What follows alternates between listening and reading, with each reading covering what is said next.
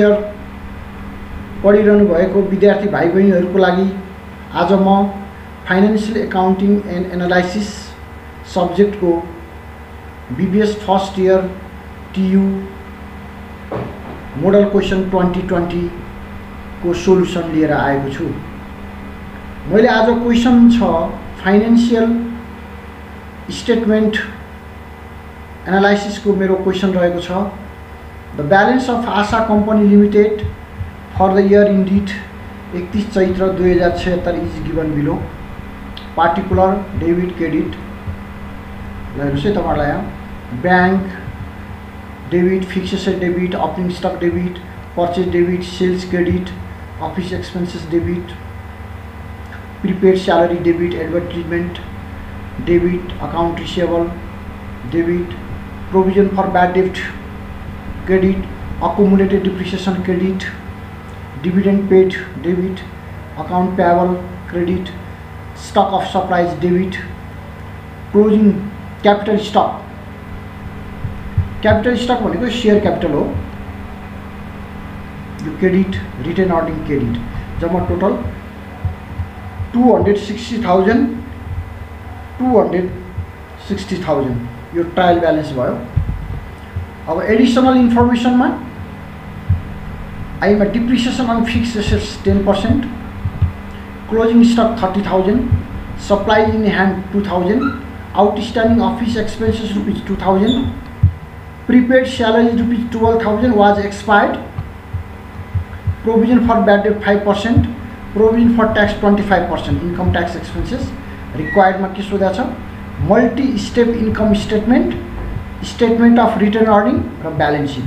यो भनेको final account हो अथवा यसलाई हामी फाइनेंशियल स्टेटमेंट पनि भन्दछौं। टोटल हाम्रो 15 मार्क्स को क्वेशन छ। यो तपाईलाई लङ क्वेशन एन्सर मा दिएको हुन्छ। यो तपाईहरुले सोल्भ गर्नुपर्ने हुन्छ। अब विद्यार्थी भाइ बहिनीहरु म तपाईहरुलाई अब यो प्रब्लम को सोलुसन गर्न गइरहेको छु।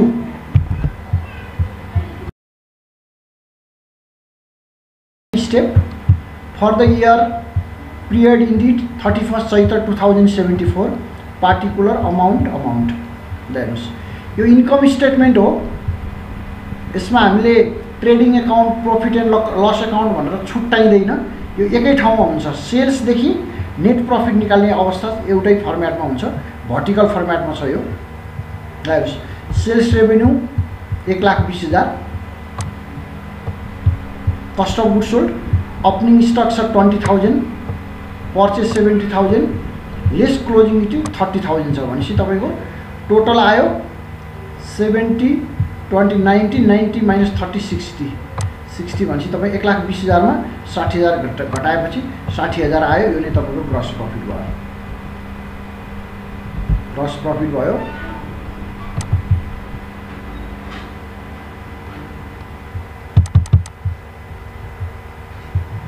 अब लेस हेर्नुस् त यहाँबाट अपरेटिङ एक्सपेन्सेस भनेको प्रॉफिट एन्ड लस अकाउन्ट सुरु भयो। अब जनरल एन्ड एडमिनिस्ट्रेटिभ एक्सपेन्सेस मा office expenses add outstanding office expenses. यो आउटस्ट्यान्डिङ भयो भने जोडिन्छ, प्रिपेड भयो भने घट्छ। आउटस्ट्यान्डिङ बैलेंस शीट को लायबिलिटी साइड में देखिन्छ, प्रीपेड भयो भने बैलेंस शीट को एसेट साइड में देखिन्छ। Salary expenses, supplies expenses, depreciation on fixed assets यति आयो। यो डिप्रिसिएशन कसरी आयो 8,000 भन्नु होला।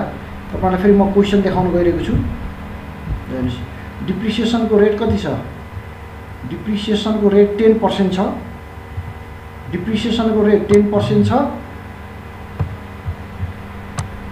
फिक्स्ड एसेट्स को 10%।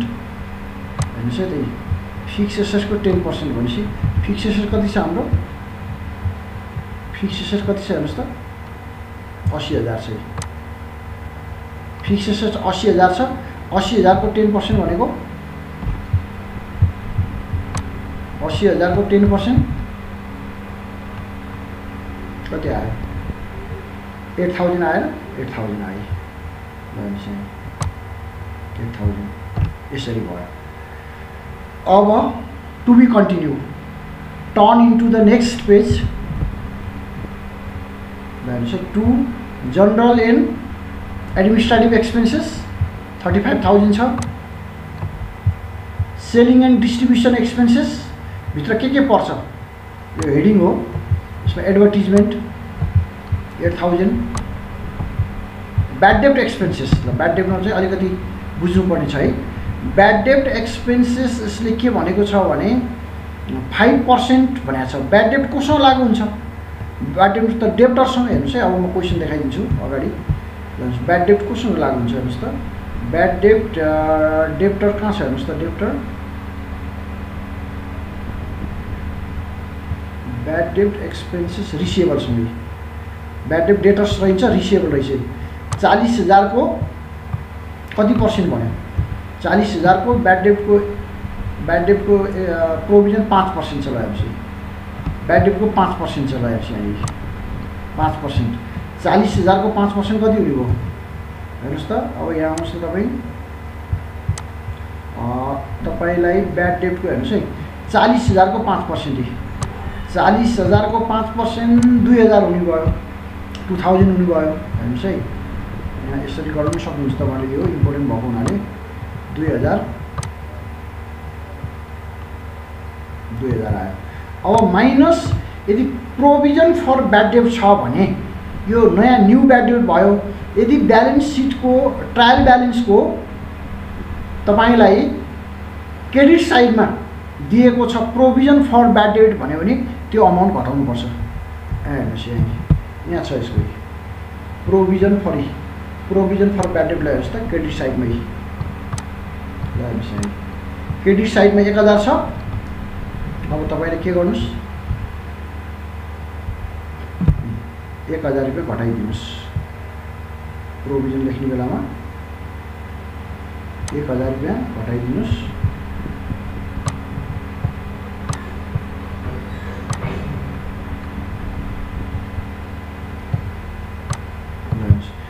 $2,000 माइनस 1,000 = 1,000 यसरी आएको हो। यो नयाँ प्रोभिजनबाट पुरानो प्रोभिजन घटाएर अनि बाँकी रहेको यो आएको। अब सेलिङ एन्ड डिस्ट्रिब्युसन एक्सपेन्सेस 9,000। अब टोटल अपरेटिङ एक्सपेन्सेस कति आयो हेर्नुहोस् त, टोटल 44,000 आयो, टोटल जोडेर 44,000 आयो। अब total operation expenses A + B होइन। तपाईँलाई एमा के थियो हेर्नुहोस् त, हामीलाई टोटल 35,000 थियो। एमा 35,000 थियो, बीमा कति आयो 9,000 आयो होइन। एमा 35,000 प्लस 9,000 गर्दाखेरि 44,000 आयो तपाईँको। अब इन्कम फ्रम अपरेसन भनेको gross profit minus total operating expenses भनेको हो। जिपी कति छ हामीसँग, जिपी 60,000 छ। हेर्नुहोस् त, जिपी 60,000 छ। 60,000 माइनस तपाईँको 44,000, 44,000 तपाईँको के छ टोटल अपरेटिङ एक्सपेन्सेस गर्दाखेरि 60 माइनस 44 गर्दा 16,000 आयो। तपाईँको के आयो, यो इन्कम फ्रम अपरेसन आयो। अब add other revenue and gains छ भने जोडिदिने छैन, यो less other expenses and losses छ भने घटाइदिने छैन, यो दुईटा आइटम छैन। अनि त्यसपछि गएर यति गरिसकेपछि तपाईँको इन्कम बिफोर ट्याक्सेस कति आयो त भन्दा यहाँ नभएपछि 16,000 मा 16,000 आयो, 16,000 आयो। अब यो केसमा के छ, lace income tax expenses provision of 25% भनेको छ है। तपाईँको 25% चाहिँ तपाईँको के छ इन्कम ट्याक्स तिरेको छ। 25% कसको त भन्दा यो 16,000 को, यो 16,000 को 25% कति हुन्छ, 16,000 को 25% कति हुन्छ भन्नुहोस् त। 25% 16,000 को 4,000 हुन्छ होला। 25% अफ 16,000 भन्दाखेरि तपाईँको कति हुन्छ, 1 2 3 16,000 गर्दाखेरि कति हो 4,000 आयो। यो 4,000 अब ट्याक्स एक्सपेन्सेस माइनस गरिदिनुहोस् भने तपाईँको नेट इन्कम कति आयो 12,000। 16 माइनस 4 12,000 तपाईँको नेट इन्कम आयो। अथवा यसलाई नेट प्रफिट भन्नुहोस् नेट इन्कम भन्नुहोस्, यो नै तपाईँको इन्कम स्टेटमेन्टले दिएको प्रफिट, नेट प्रफिट हो। यो तपाईँलाई कहाँबाट आयो? इन्कम स्टेटमेन्टबाट आयो। अब तपाईँलाई के सोधेको छ हेर्नुहोस् त, अर्को सोधेको छ तपाईँलाई। इन्कम स्टेटमेन्ट आयो, यसको एन्सर निकालिसक्नुभयो। कति निकाल्नुभयो यसको एन्सर? 12,000। यसको एन्सर आयो 12,000। अब हेर्नुहोस्, यसको एन्सर आयो 12,000। अब तपाईँलाई स्टेटमेन्ट अफ रिटर्न अर्निङ यो सोध्यो। रिटर्न अर्निङ नाफाबाट निकाल्ने कुरा हो। अब रिटर्न अर्निङको सबैभन्दा पहिला तपाईँलाई कति छ ब्यालेन्स हेर्नुहोस् त। रिटर्न अर्निङ क्रेडिटमा 10,000 छ, क्रेडिटमा 10,000 छ भनेपछि ओपनिङ ब्यालेन्स 10,000 छ। रिटर्न अर्निङ तपाईँलाई 10,000 रुपियाँ क्रेडिटमा छ, यो भनेको ओपनिङ ब्यालेन्स हो होइन, यो ट्रायल ब्यालेन्सबाट आयो। अब अहिले 1 वर्षभरिमा तपाईँले पैसा कमाउनु कति कमाउनु भयो त? Plus net profit plus NP कति कमाउनु भयो त? नेट इन्कम कति कमाउनु भयो त? 12,000 होइन। भर्खर कमाएर आउनुभयो तपाईँले 12,000, यो 12,000 भनेपछि अब के हुने भयो? यो 10,000 र यो 12 गरेर 22,000 भयो, 22,000 भयो। अब तपाईँको डिभिडेन्ड कति तिरेको छ? हेर्नुहोस् डिभिडेन्ड कति तिरेको छ हेर्नुहोस् त। यहाँनिर डिभिडेन्ड कति तिरेको छ?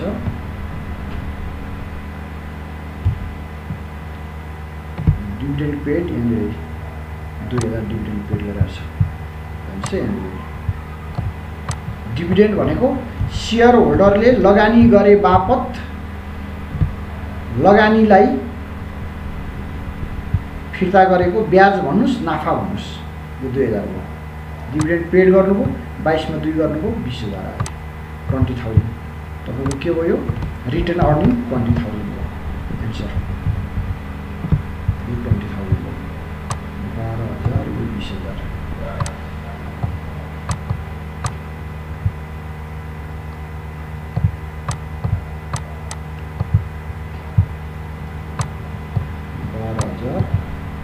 Income statement 20,000। अब हाम्रो ब्यालेन्स सिट।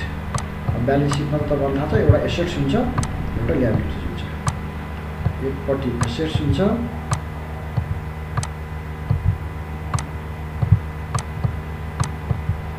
एकापट्टि ल्याबिलिटिज हुन्छ।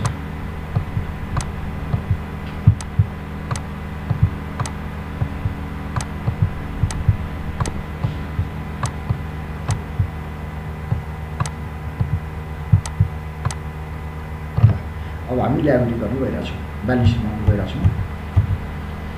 ब्यालेन्स सिट हेर्नुहोस् त। Balance sheet of Asha company limited as on 31/12/2076। Assets amount.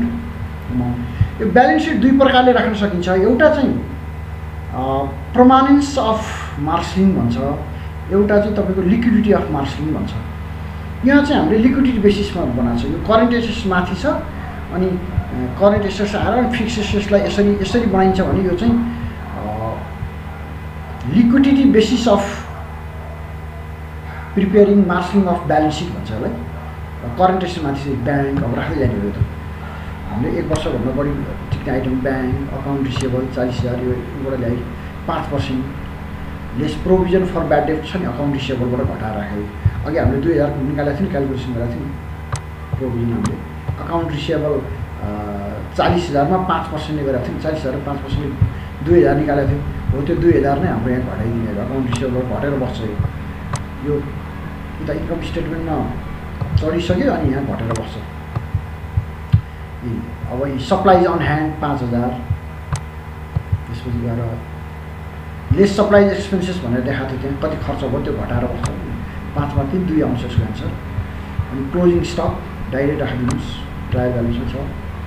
Prepaid salaries trial ब्यालेन्समै छ। टोटल करेन्ट एसेट्स 83,000 आयो। इन्भेस्टमेन्ट यो केसमा छैन। प्लान्ट एन्ड इक्विपमेन्टहरूमा फिक्स एसेट्स 80,000 को छ एज पर क्वेसन। अब डिप्रिसिएसनमा हेर्नुहोस् है, पहिलाको 9,000 डिप्रिसिएसन छ कम्प्युटर, पछि 8,000 क्यालकुलेसन गरेर निकालेको छ। 9 र 8 कति भयो? 17,000 भयो। यो घट्छ, माइनस हुन्छ। अब total property plant and equipment गर्दाखेरि यसको टोटल भ्यालु कति आयो? 80 मा तपाईँको 17,000 घटाउनुहोस्, 63,000 आयो। यो भयो 63,000 भयो। अब त्यसपछि टोटल आयो, टोटल एसेट्स कति भयो? अब हाम्रो टोटल एसेट 1,46,000 आयो। 146,000 चाहिँ टोटल एसेट्स आयो एक साइडको 1,46,000 भनेपछि हाम्रो एसेट्स कति हुनु पऱ्यो 1,46,000 हुनु पऱ्यो। ब्यालेन्स सिटमा एक साइड हाम्रो आइसक्यो। यहाँनिर चाहिँ 1,46,000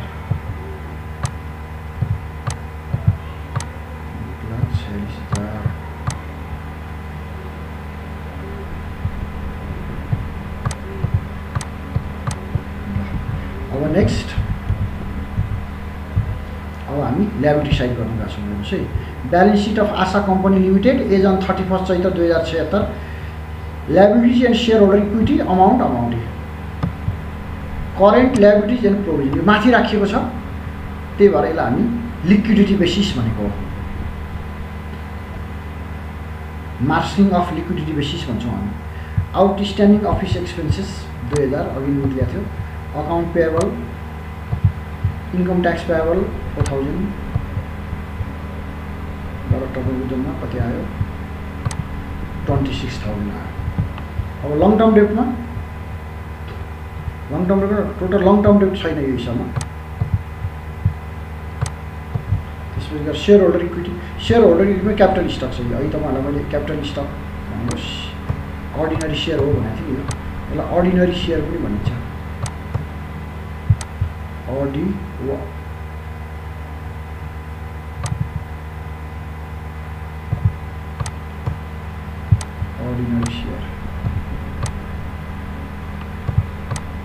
ordinary share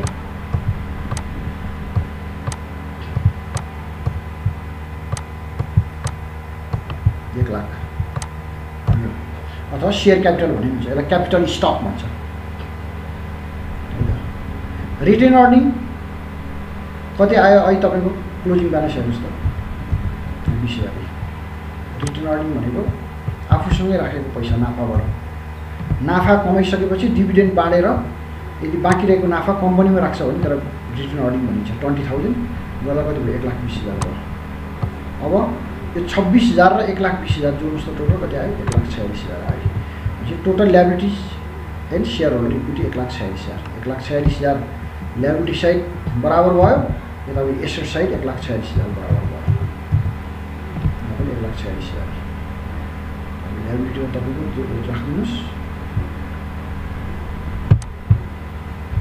ल्याबिलिटी साइडमा पनि यहाँ पनि राख्नुहोस् 1,46,000 बराबर भयो।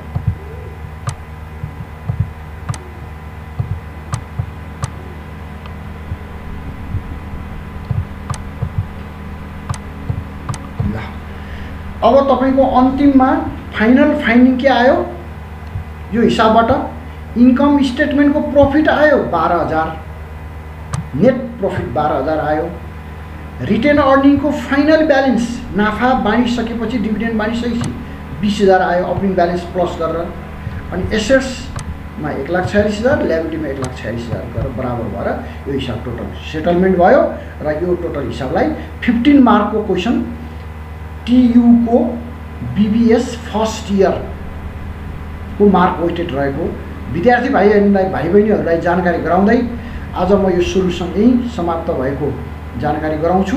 र भाइ बहिनीहरूले यो सोलुसन हेरेर लेखेर पढेर जानेर बुझेर आफूलाई क्यापेबल बनाइकन इक्जाम एपियर गर्नु हार्दिक अनुरोध गर्दै म आजलाई बिदा लिन्छु।